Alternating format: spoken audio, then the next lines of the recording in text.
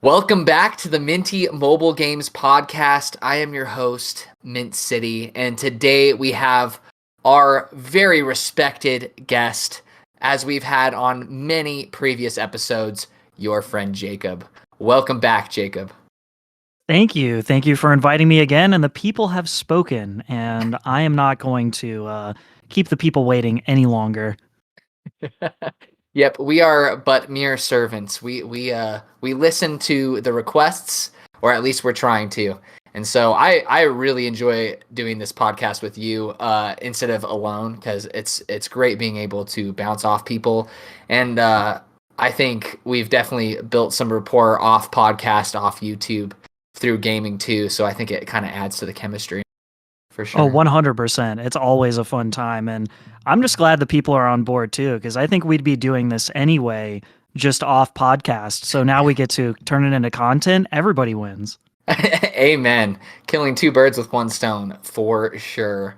But today, kind of similar to our last episode, me and Jacob were just wanting to. It seems like you guys really appreciate when we just kind of talk about games we're currently playing, games we're looking forward to, and then any miscellaneous thoughts towards the end of the podcast about things even outside of YouTube or on the kind of behind the scenes creator side of things.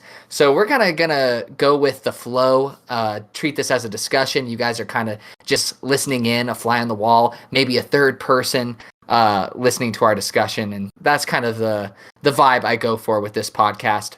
But we're gonna start off strong with mobile games we're currently playing.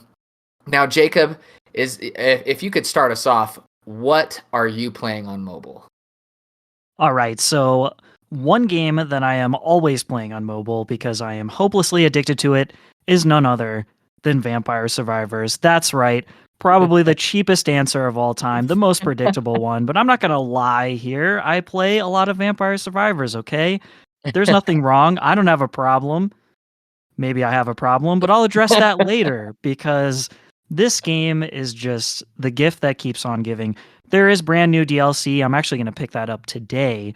But what I've been working on is sort of 100%ing everything. And I have done that recently. And it just shows how deep the game is, even though the gameplay itself doesn't feel that deep when you start. This was actually a game that was not my favorite of the auto battling roguelite genre to start, and it totally won me over the more I played. And there's really nothing bad I can say about it other than the DLC was a little bit delayed coming to mobile. I hope future DLCs make it a bit faster, but they're working on it. They're bringing it over, and I'm looking forward to checking out the DLC on mobile. I put a ton of time into this game on Steam Deck, and it's just better on mobile for me because you can play it with one hand, play it in portrait mode. It's all good. Yeah, that's a fantastic game to start with. I'm sure people are absolutely tired of hearing about Vampire Survivors and um that games of that ilk, I should say. But honestly, it really is. I think it's the best one of the genre. I think there's a reason why it's so popular. And I think you really touched on it, where the more time you spend with it, the more you see the magic of it and why it's so popular. Because I remember the first time I ever played this game was on mobile, and I downloaded it, and I was like, this is it? Like, this is all there is to it? You just move around and avoid stuff? Like, are you serious? Like, this is what has garnered all of this hype? But like you said, the longer you play it, the more things you unlock, the more ways you can play. And once you start going deeper and deeper into runs, it's an addiction level and a type of addiction that is very hard to explain. It's something that has to be experienced. And that DLC only being 99 cents is absolutely ridiculous, especially with the whole base game being free. Absolute steal, must buy in my opinion. Great game to start off with. One of the mobile games I'm playing currently right now, I don't know why I've been on this like kind of MMO RPG kick lately, which was started by Etterspire. If you guys haven't seen that video, I actually posted kind of a look at it if you're interested. I decided to re-download Albion Online. Now, I was actually one of the first backers of this game to get it on mobile. Way back in the day, when it was a brand new game on PC, they actually had an Android client for people who bought the game early. And so I played it a little bit on Android, but it was in such rough shape I didn't really give the game a chance. But now I'm playing it again, and it's basically RuneScape, except with a completely player-fed economy and world. So there's a lot more political stuff, a lot more crafting. Everything you get in this game, you have to earn yourself or barter for. Even the drops from monsters are fed from other players, which I didn't realize. So other players are, I think it's like if a player dies and their loot is not looted, it kind of gets placed into monsters within that area or something like that. Somehow, the equipment that players are making are becoming the drops for monsters, which I didn't know about until recently. So I just think it's really fascinating. I'm really enjoying it so far. It's incredibly well done on mobile. It receives updates literally every month, and it plays fantastic. And it's cross-play, cross-platform, cross-progression too. So that's what I'm currently playing, at least the first game that I'll mention. Yeah, But what that sounds about amazing. yeah? And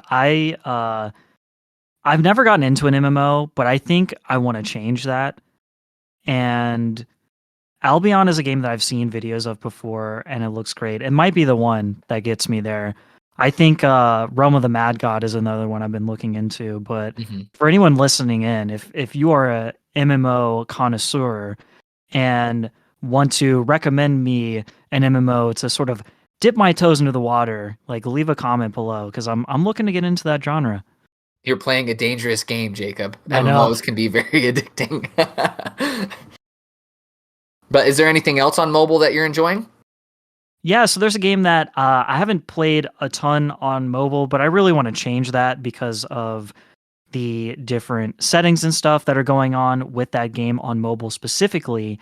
And that is Stuffo the Puzzle Bot. Now, if you're listening to this podcast right now, open your phone, whether you're on Android or iOS, and just look up Stuffo the Puzzle Bot and try and tell me that that pixel art is not amazing because you know it is. As soon as you see it, you're going to be like, whoa, this is great pixel art. The lighting, reflections, the water effects, the particle effects, everything going on with that game is really great in the pixel art perspective.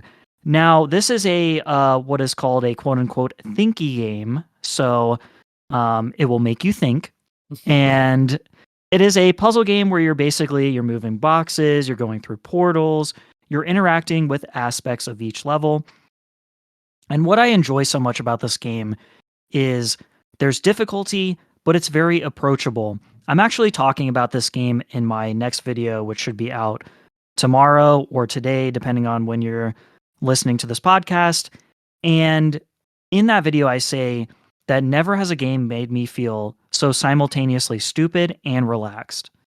And that really should just be on the back of the box, the theoretical box art of Stuffo the Puzzle Bot.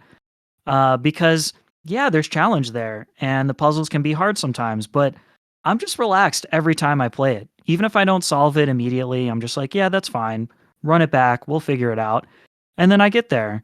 And I think it's a testament to how small each level is. Like, there's not too much going on, but there's just enough to keep you engaged from beginning to end.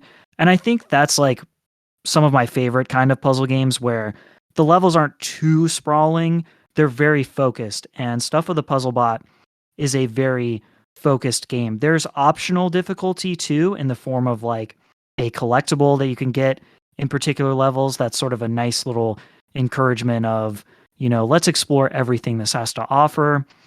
And I think it's a hidden gem right now. It does not have a ton of reviews on Steam. I don't know how it's performing on mobile, but I don't think enough people are talking about this one. It's just a great puzzle game from beginning to end, and it's a solo dev venture, and they've done an amazing job. The music is underrated, and I highly recommend it. Yeah, I'm glad you mentioned it because I luckily it does have a place on the App Store, but the App Store is so convoluted on iOS at this point. You have to kind of scroll down to see the new games, and it's just like one little section. But it is featured, and I was eyeing it because of that pixel art. Me and you are definitely one and the same when it comes to being suckers for great pixel art. So it looks really cool, and also from the store page, it looks like it can be played in portrait or landscape too. So if you're looking for a solid puzzle game, it has Jacob's stamp of approval, and I'm sure it plays extremely well on mobile, judging from what we've heard. So that's a great one too.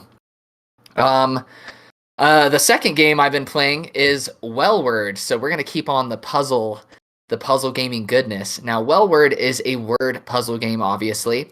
Now it has a grid of letters, and it'll get each day has its own puzzle.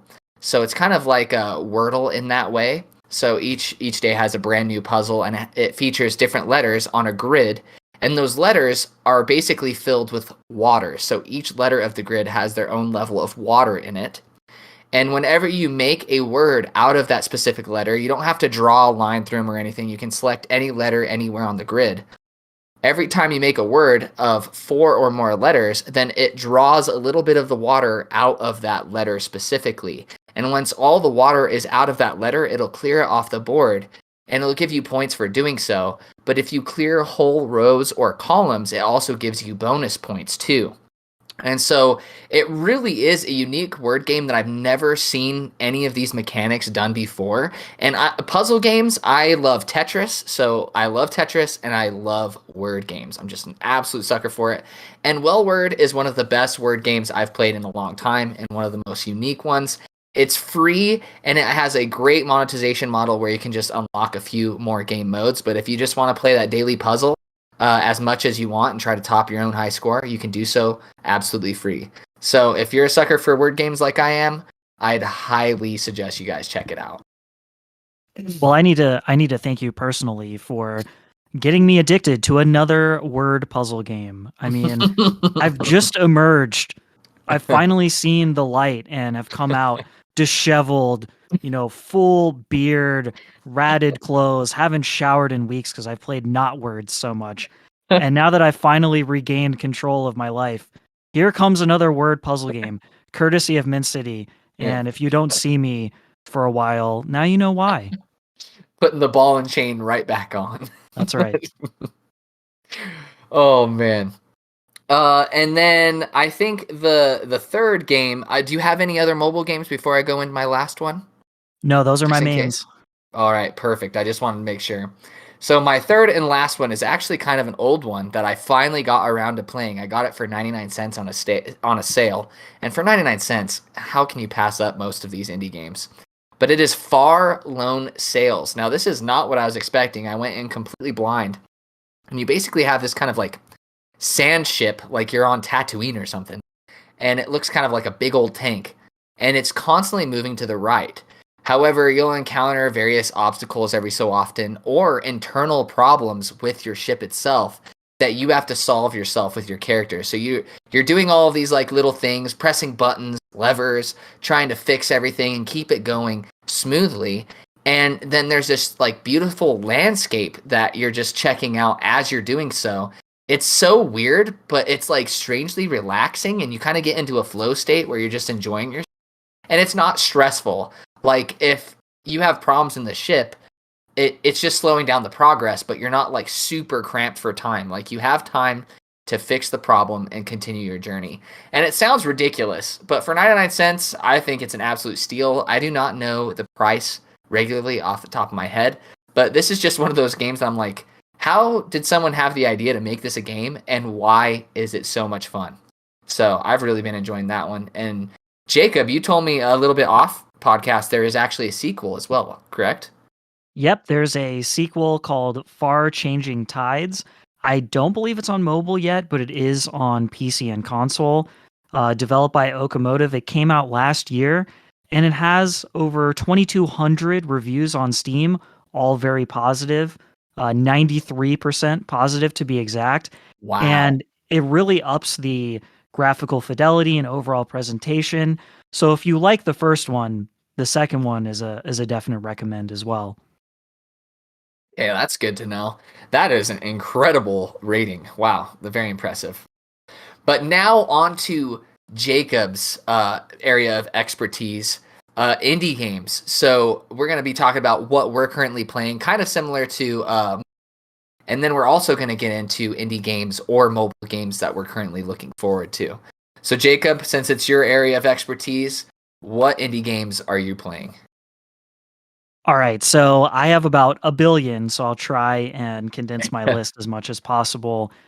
And so the first one I want to talk about is a game called Recall. Now, I don't think a lot of people are familiar with this one, unfortunately, because right now it's a bit in that hidden gem territory, and I'm starting the campaign. Do not let this game be a hidden gem. Just let it be a regular gem. And we need everybody to buy this game and play it to take it out of the hidden gem status. Now, you might be familiar with this developer's previous game called Evans Remains, and I will just come out and say Evans Remains is one of my favorite indie games of all time. It is a platforming puzzle game that is available on mobile. So, in the spirit of a mobile podcast, go play Evans Remains. But now let's focus on Recall. Recall is a narrative, top down pixel art puzzle adventure game.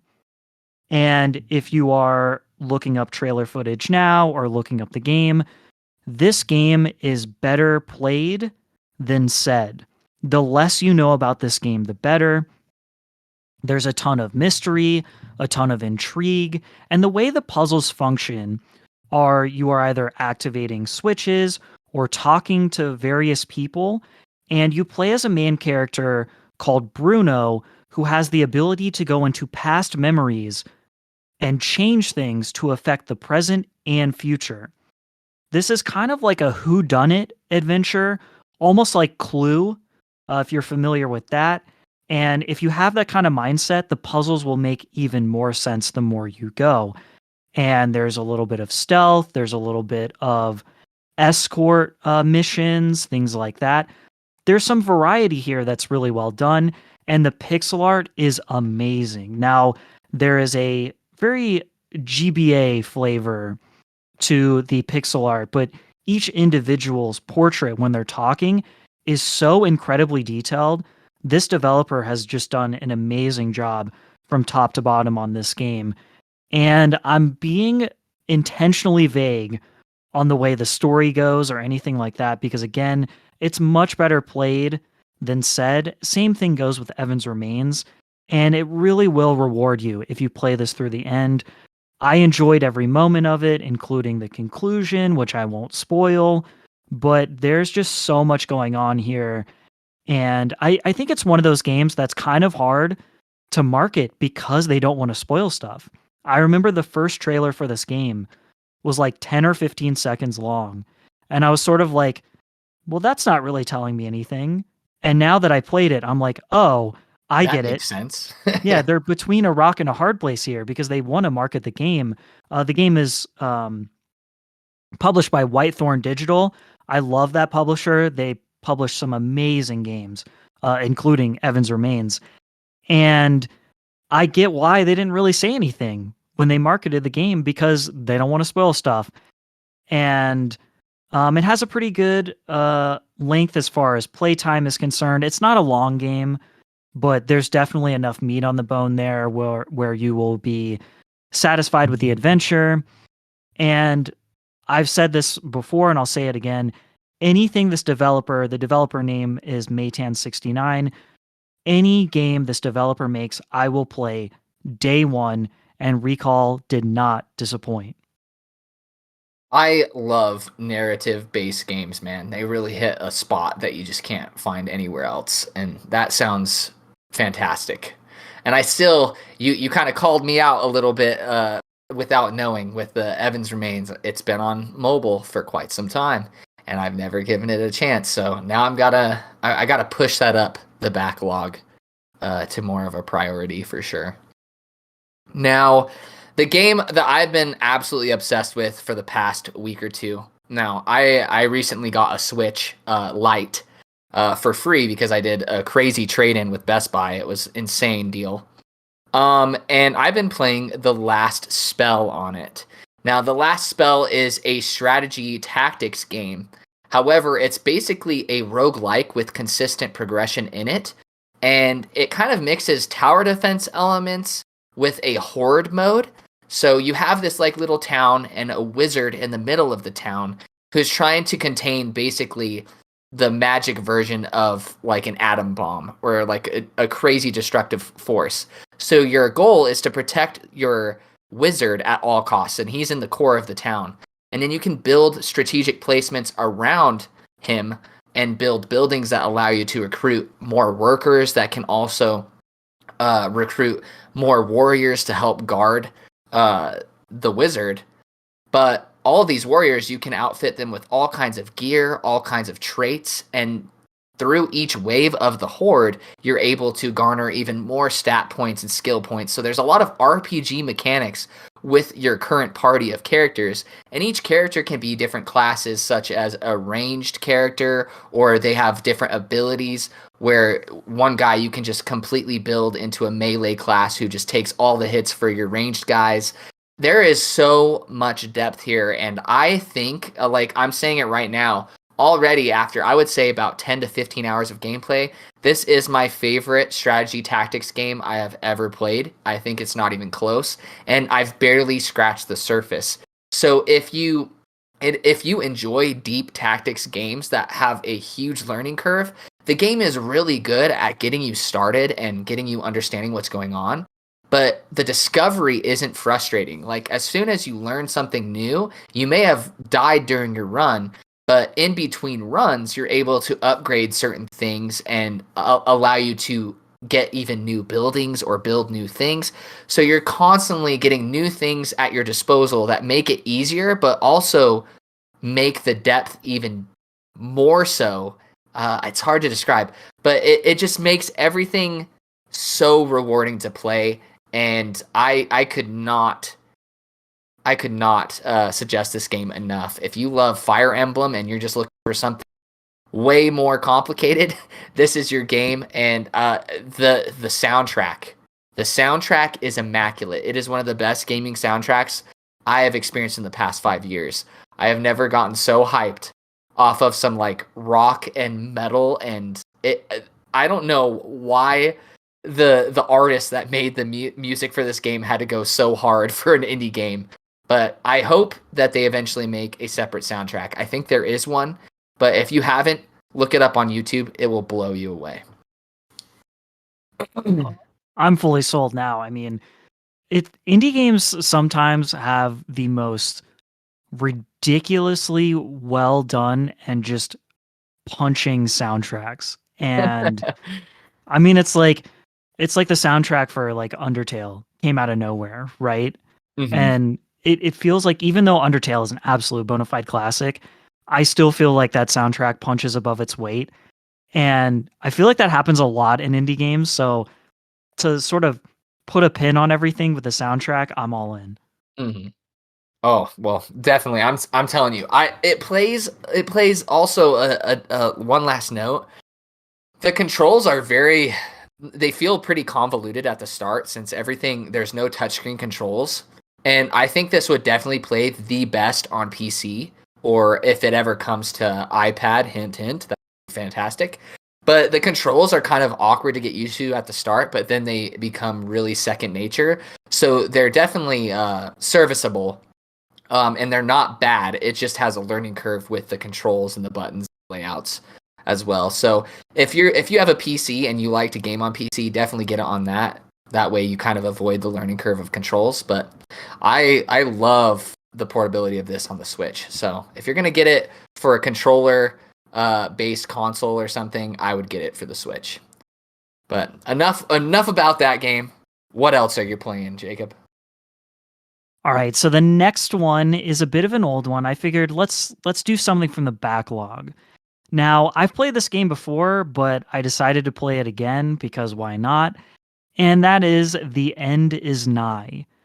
And the reason I want to talk about that is because I still feel like, even though this game has done well, it's probably one of the most underappreciated 2D platformers out there, particularly in the indie space. Now, this is by the Super Meat Boy and Binding of Isaac developer Edmund McMillan. And I'll come out and say it.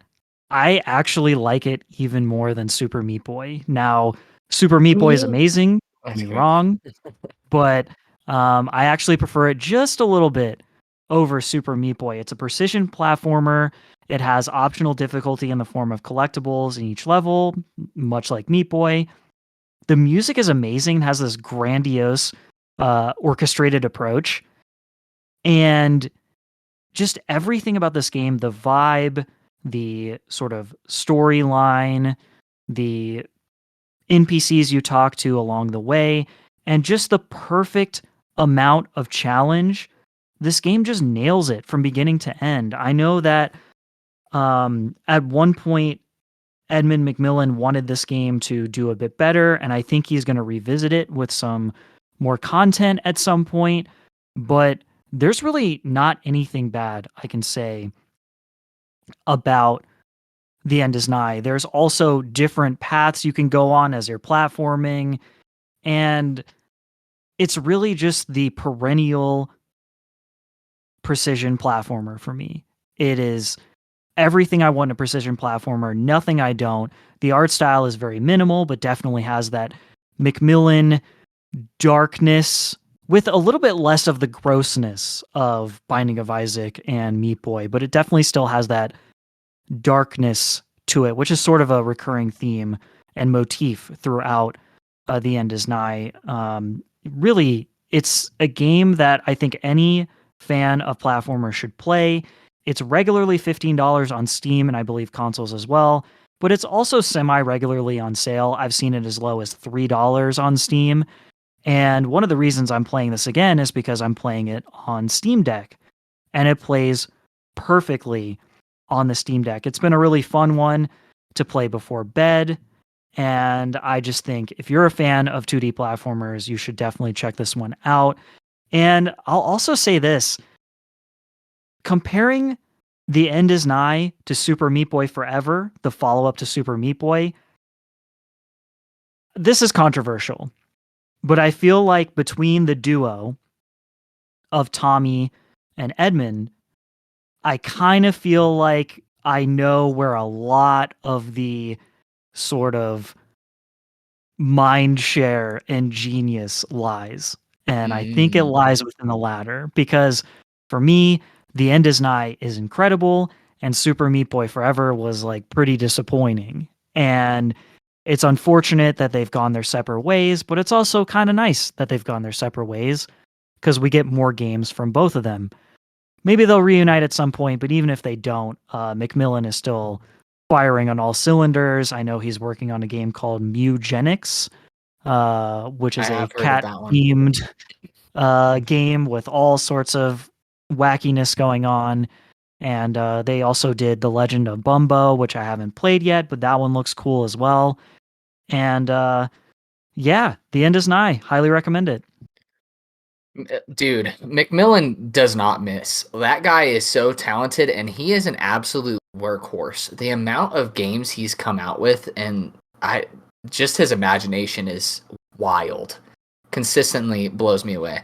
I like most people discovered him through the indie game movie, I think is what it's called. Indie game or indie games, but yeah, that guy is talented.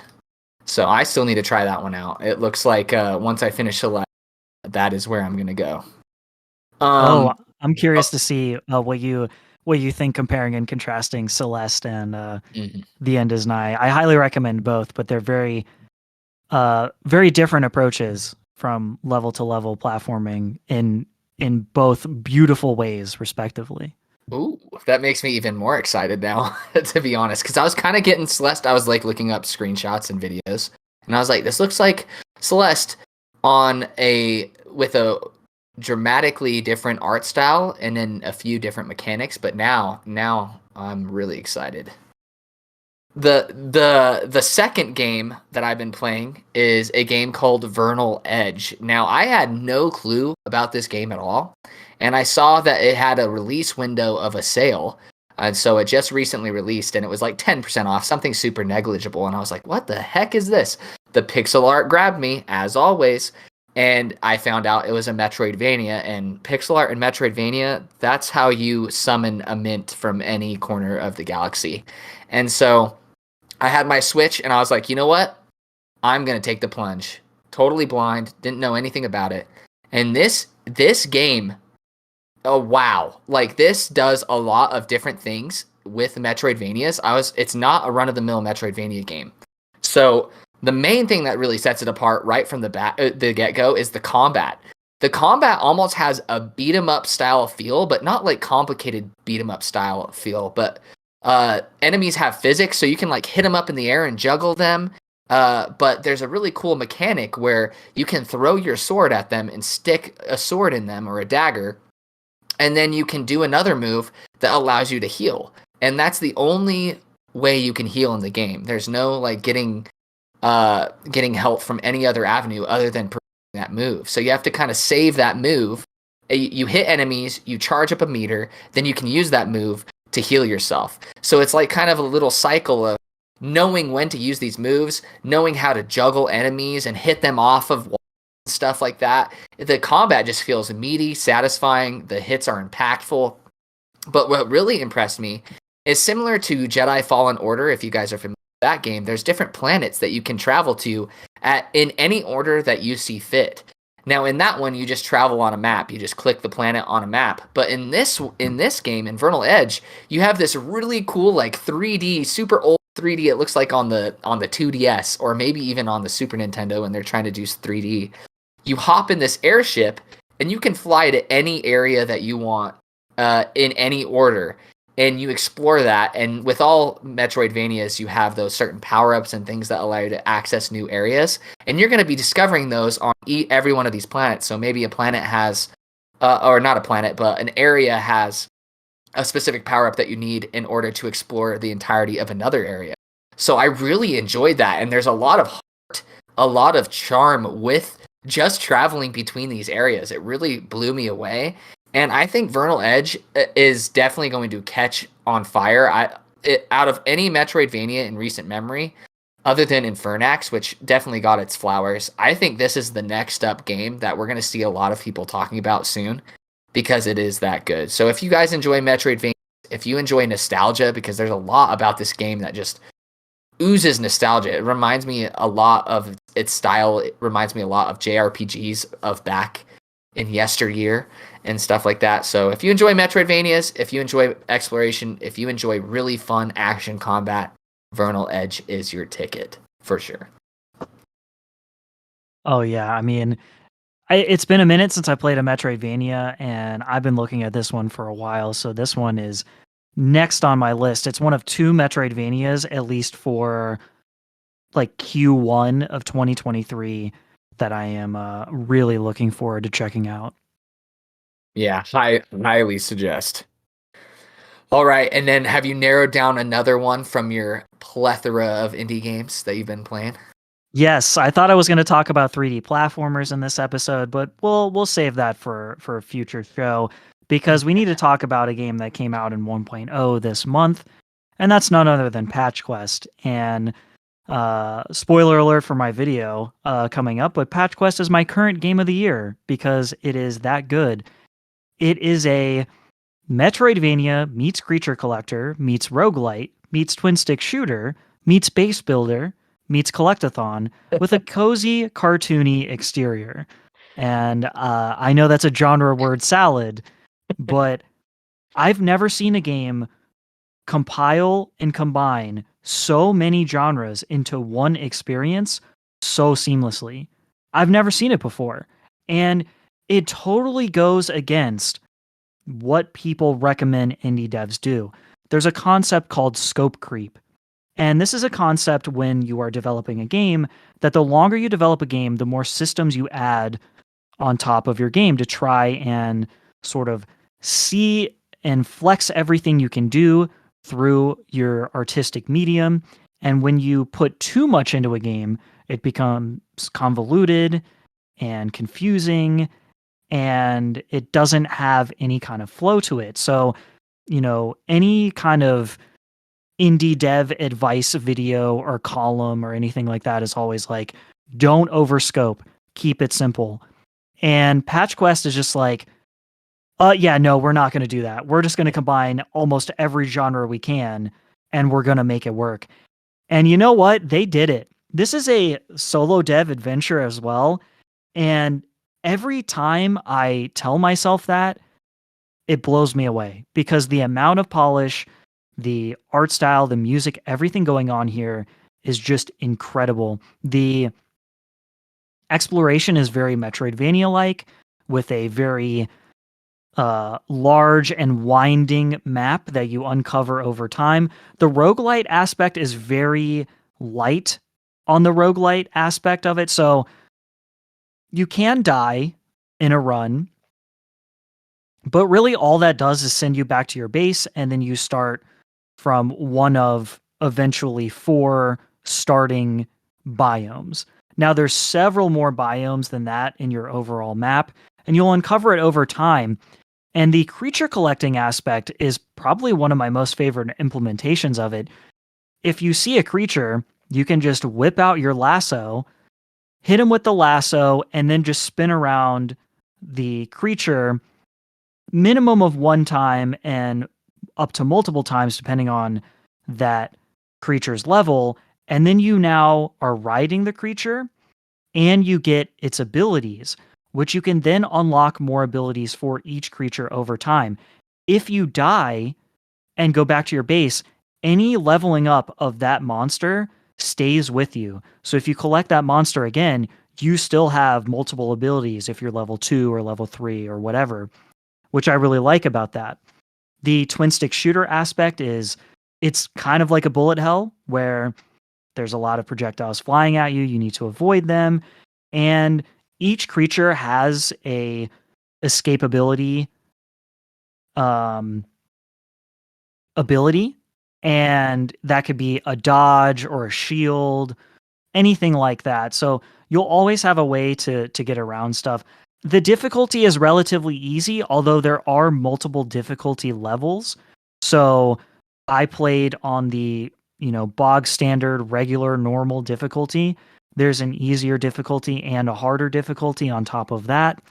And I felt the difficulty to be pretty easy, but I liked it that way because I wanted to focus more on collecting, because I didn't even mention this. The collectathon part of things is you get to patch particular flora and fauna within all of your biomes. So what that is the more you play, you get these patches. And when you patch particular plants, for example, you can take them back with you to your base. Your base expands over time and can represent the different biomes you've discovered. There are shortcuts you can unlock over time, which makes traversing the large map easier. There are bosses littered throughout, whether they are sort of mini bosses like larger creatures or just straight up bosses that throw a lot of different patterns at you and you need to be familiar with them. There is nothing negative I can say about this game. I've been racking my brain trying to find anything bad to say about it, and I just can't. I love every aspect of it. There is customization as well with your character for those that are interested in that. And the music is solid. The art style is cartoony and a little bit whimsical at times and just has a ton of charm. Everything about it is so good. There's multiple ammo types, and I could go on forever talking about Patch Quest, but if you haven't played this game, play it. It's on Steam right now. It is very cheap for what it offers, and it is going to come to console probably later this year. I don't have a definitive date on that yet, but I'd be safe to say probably late 2023 is when it hits console. So if you're waiting on that, that's fine as well. But just if you're listening to this and you like twin stick shooters, especially, play it. Definitely play it. Yeah, I took your advice. Like you kind of let me know while we were gaming one day that Patch Quest was like your favorite game that you've played this year without a doubt. And so I was like, I gotta get it, and it had a window sale.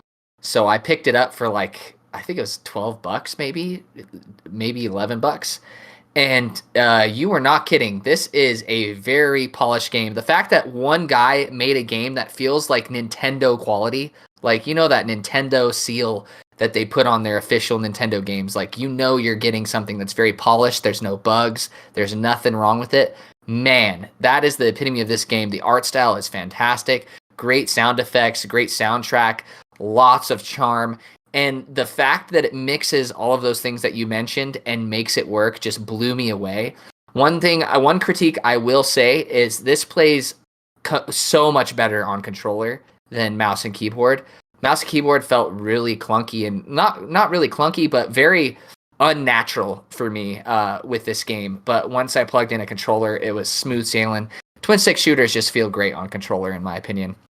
So definitely play it with that if you guys end up getting it.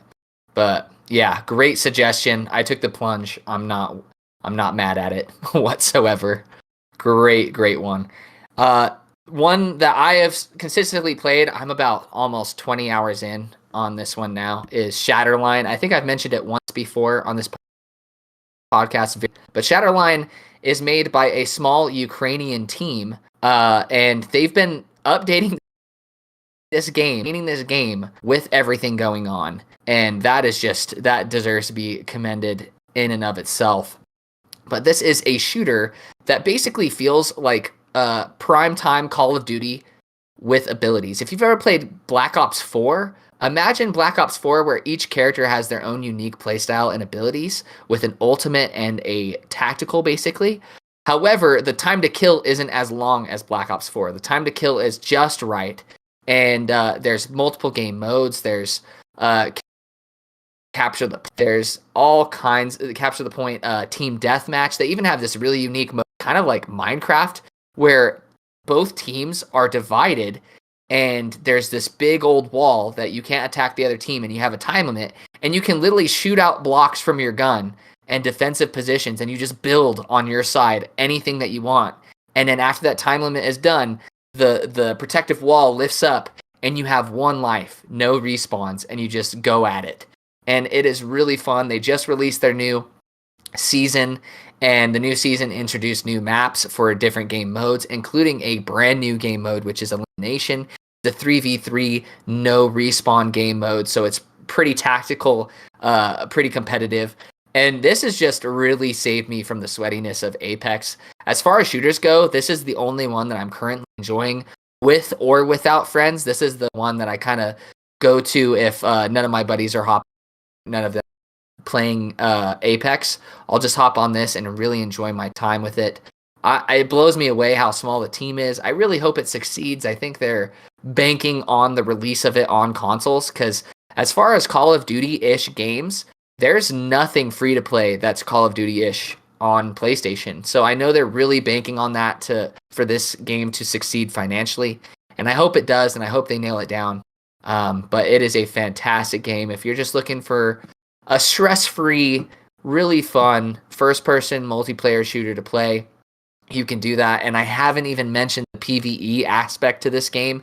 There's kind of a roguelike mode where you fight against waves of enemies. It kind of goes in an adventure-like format where you're journeying from one area of a map to the next, defeating bosses, getting blueprints for new weaponry, getting power-ups. The PvE portion is actually very fleshed out, and I know a lot of people don't even touch the multiplayer aspect of this game or the PvP aspect of this game. They just play the PvE because it's that good.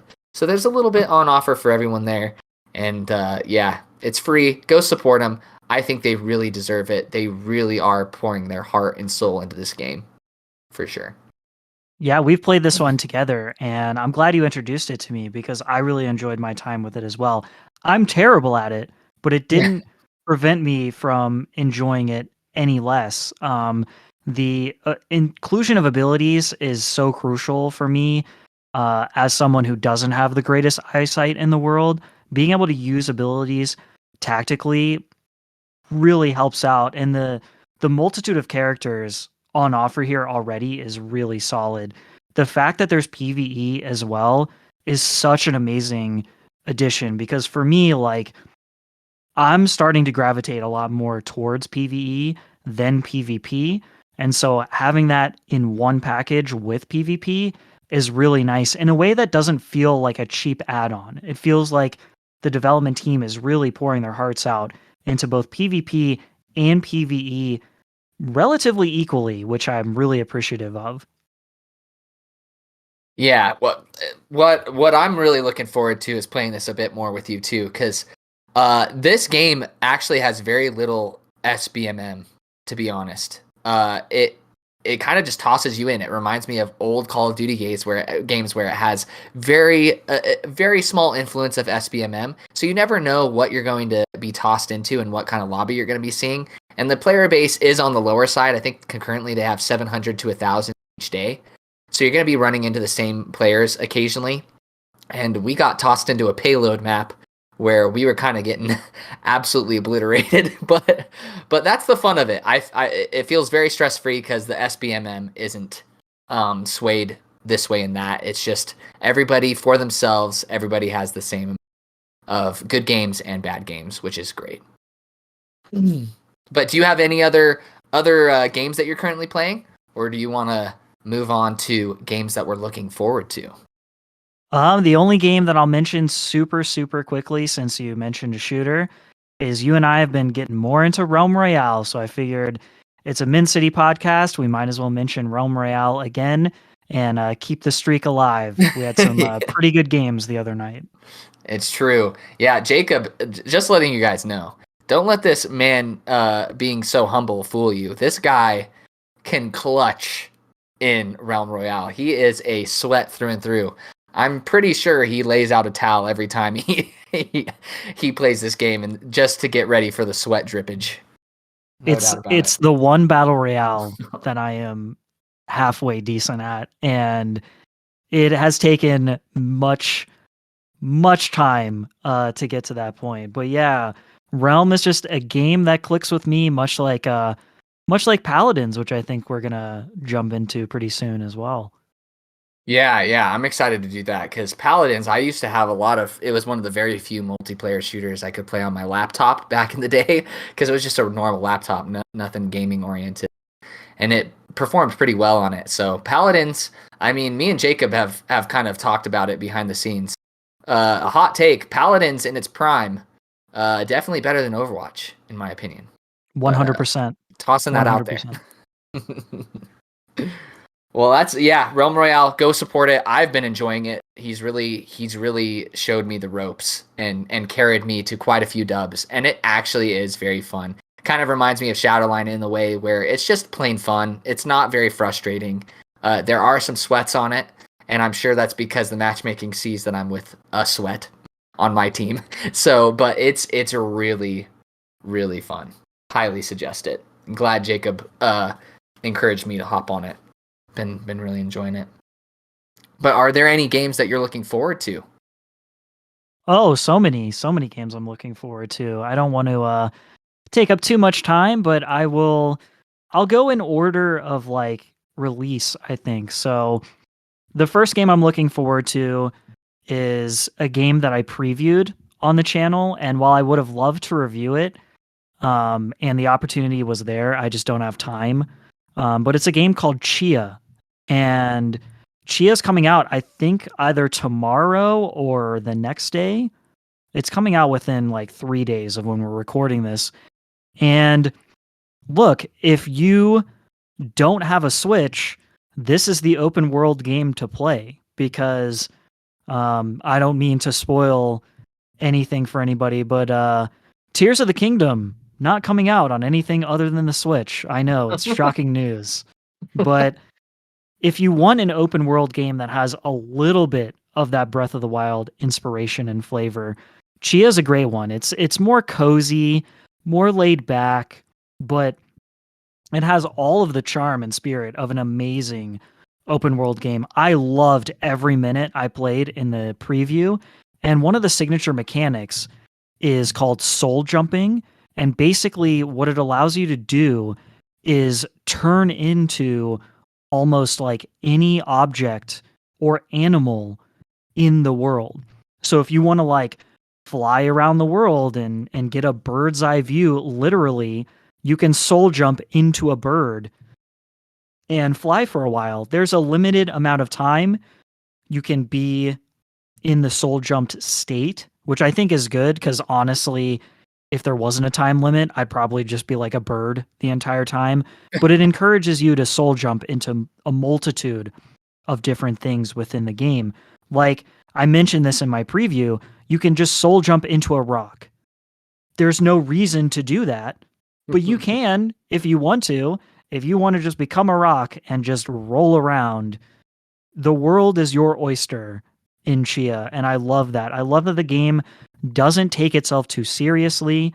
There's also almost a Last of Us meets Ocarina of Time ukulele system where if you play chords in a specific order, you can change the time of day, you can summon an animal to soul jump with, and a number of other things you can do with it, which is really cool.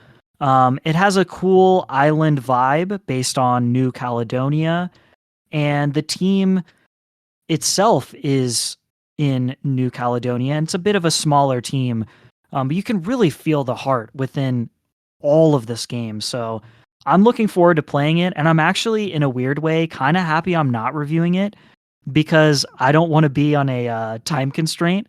I want to just play this as long as I can and just kind of draw it out, much like I did when I eventually played Breath of the Wild and put like close to 120 hours into that game. I don't think I'm going to put that much time into Chia, but I do think I'm going to put probably at least a couple dozen hours into it, just traveling and seeing all I can see.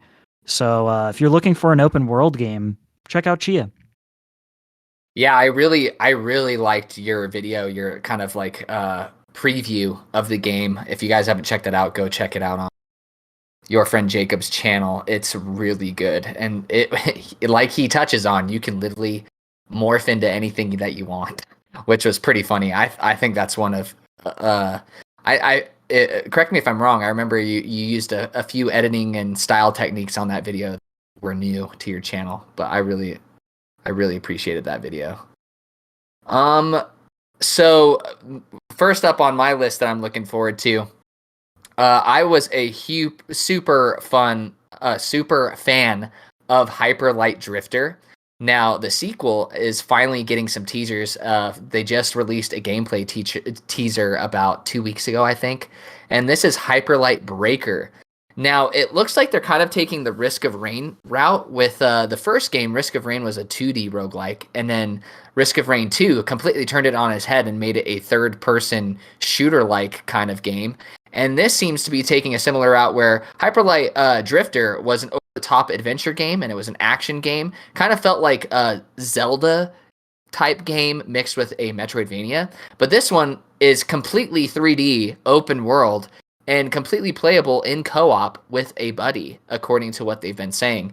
And it doesn't seem like they're becoming comfortable with the success of Hyperlight Drifter. Hyperlight Breaker is doing pretty much everything different from what I can tell. And so I'm really excited for it. It kind of has a minimal kind of blocky art style, similar to Risk of Rain in a lot of ways, Risk of Rain 2. And so I don't know much about it. I've only watched the teaser, and the teaser still didn't show too much, but it showed enough for me to know that it's going to be vastly different from the first game, and I'm really excited for that. One of my buddies is a huge fan of the first game as well, so we'll definitely be taking the plunge on that at some point, but that was the first game I had that I was looking forward to so far.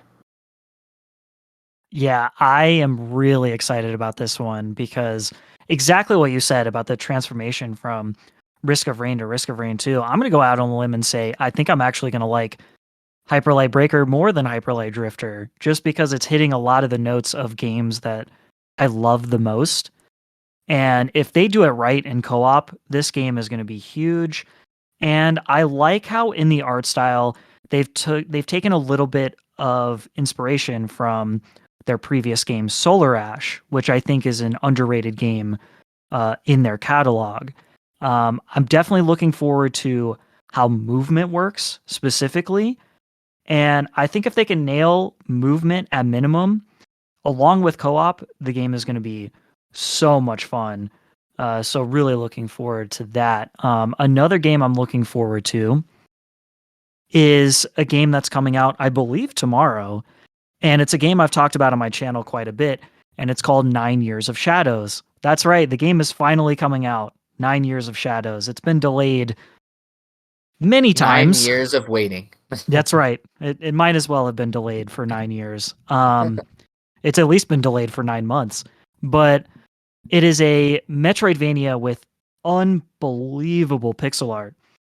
And there's a musical theme throughout where they're actually using the properties and some of the science behind healing music, which is basically music that is tuned to a specific frequency or hertz that affects theoretically parts of your body and stuff. So different areas of the game will be tuned to different frequencies to therefore kind of represent different healing properties.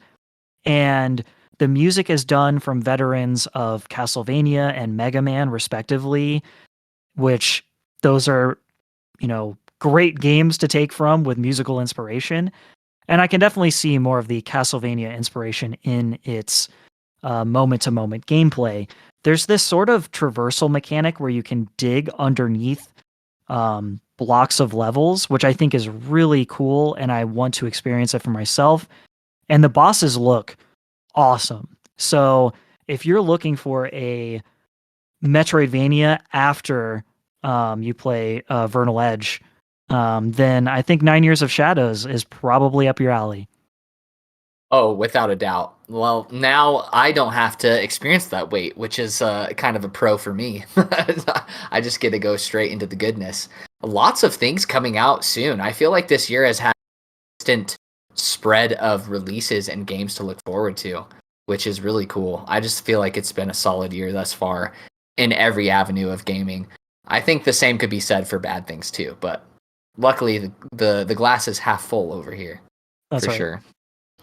The second game that I had that I'm looking forward to is Endless Dungeon. Now, I think I mentioned this very briefly on the previous one, and I could not think of the name of it. And it's because it's so similar to the first game, which is Dungeon of the Endless. And Dungeon of the Endless, if you're not familiar with that, was a real-time strategy game with kind of tower defense elements where you had a squad of characters and you can direct them in an RTS-like format to go into different rooms, and you're trying to find a key and escape with the key and repeat.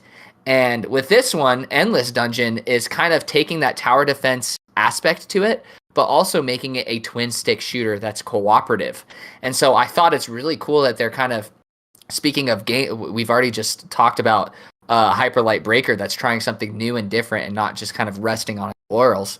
And this is another game. Endless Dungeon is taking it way more action oriented, taking a more action oriented approach, and I'm really excited for it.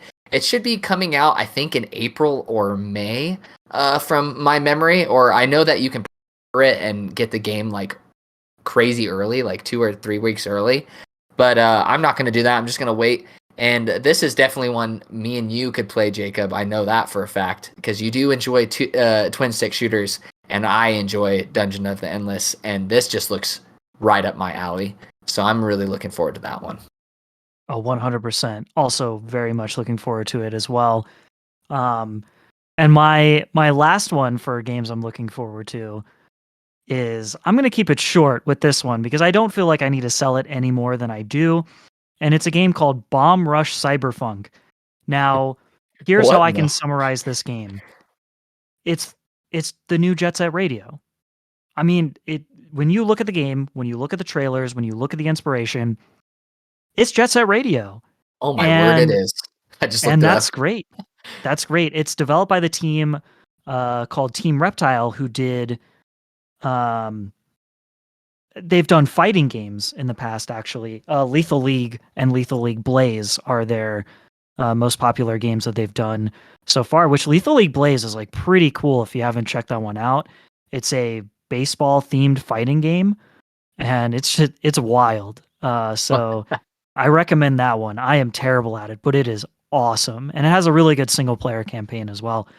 But yeah, Bomb Rush Cyberpunk looks like, and at least from its looks, feels like Jet Set Radio. It has a ton of style, a ton of character, and it even features a little bit of the music from the composer who worked on previous Jet Set Radio and Jet Set Radio Future games. That's So so cool.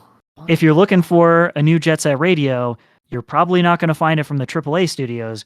You're going to find it in Bomb Rush Cyberpunk, and I can't wait. I love the title of that. I actually have seen a little bit of that game. I think it was on YouTube, but I didn't realize that's what it was called.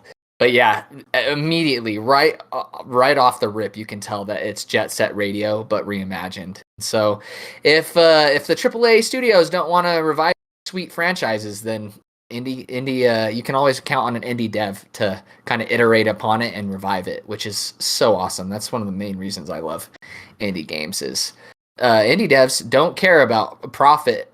Like they want to make profit, but that's not the whole goal of everything. They want to make something that they want to play as gamers themselves, which is so awesome. My last game that I'm looking forward to is Hypercharged Unboxed. Now, we were talking a little bit off podcast about this game, but this is already available on Switch and PC. But I think it's releasing, according to the Twitter, very soon on Xbox. They've been hyping it up for quite a long while, but I think the wait is finally done. And this just looks like every little 9-year-old kid's dream, where the whole premise of it is you play as a toy, and it's basically Small Soldiers, if you've ever seen that. Small Soldiers, but in a video game with so much detail in it. It blows me away. This dev team is so committed to this game. They have consistently updated it ever since it's released, and the amount of detail, like you'll be shooting like airsoft pellets, and they'll literally bounce off and fall on the floor, and they don't disappear. Like little details like that are just blow me away. The amount of nostalgia, like the toys, the areas that you've ever played Small Soldiers, the maps in this game just blow me away. Toy stores, rooms, backyards. The amount of enemy variety. I am just looking forward to playing this. I haven't taken the plunge, even though I do have a Switch now, and it's because I'm waiting for Xbox. It sounds like it may be put on Games Pass, which will be huge for this game, especially since it has such a co-op multiplayer component to it. But if you just want to be 8 years old again and just totally geek out over toys, this is the game for you. And I know that we were saying we really want to play it, and you have it on PC, correct, Jacob? Yep, I have it on PC, and I can vouch for it already. It's such a cool game.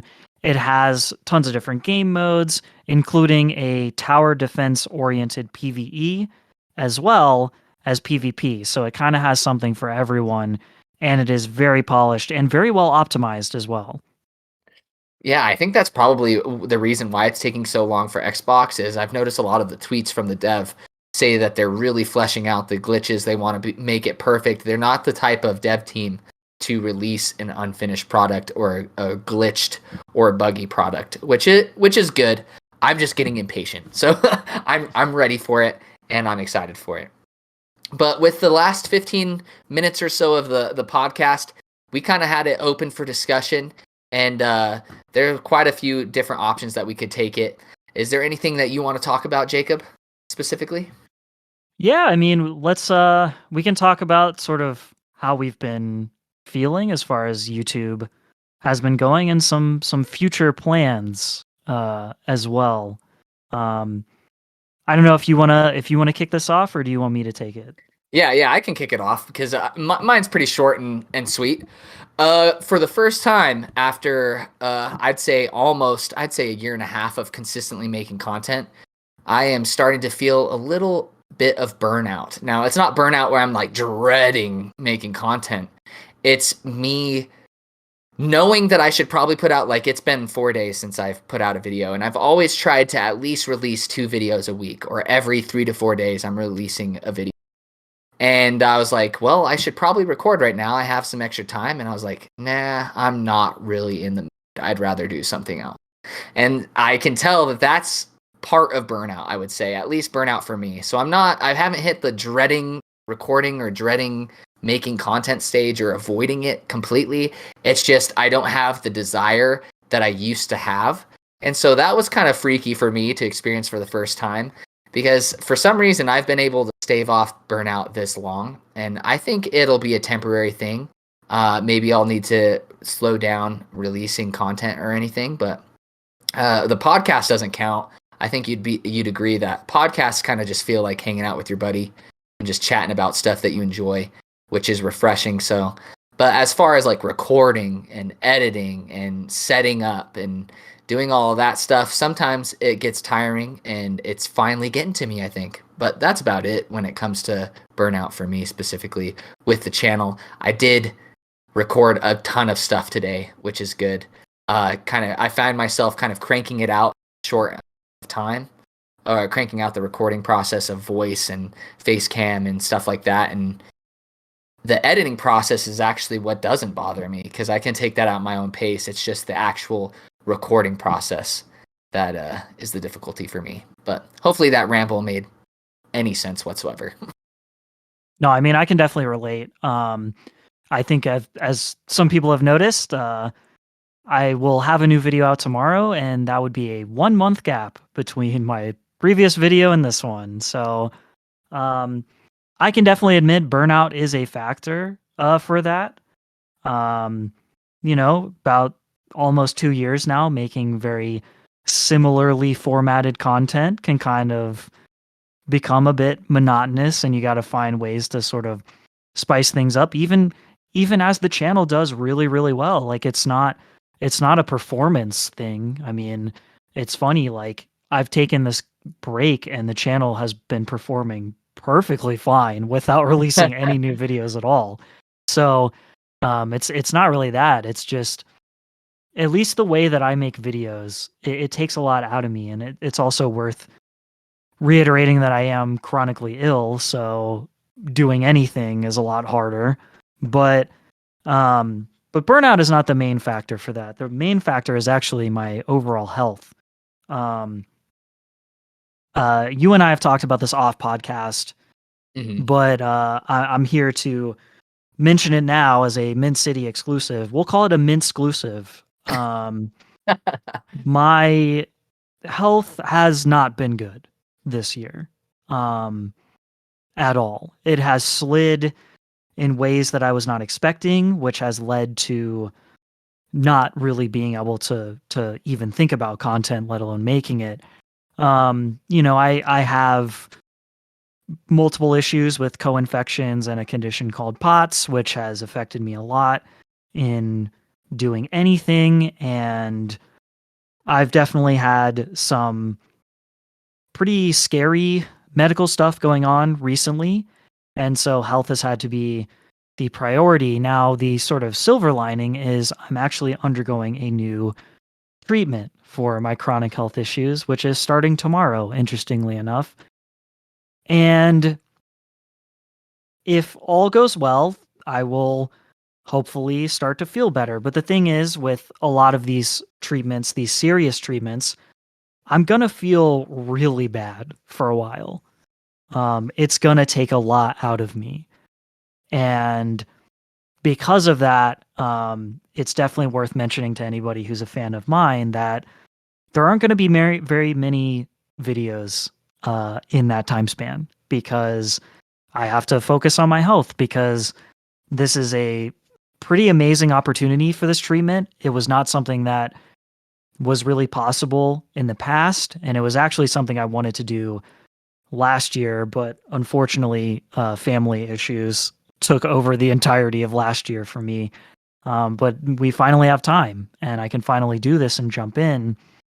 But it's going to be scary, and I'm not going to feel great for a while. So for me, I'm just trying to think of like, what can I do in that time span? And I'm starting to lean towards doing podcasts. I have a podcast called Indie Friends, which Mint has been on every episode so far. And it's done really well. And it's been a cool journey. It's a video podcast and, has some editing in there, but it's a different kind of editing process, which I enjoy.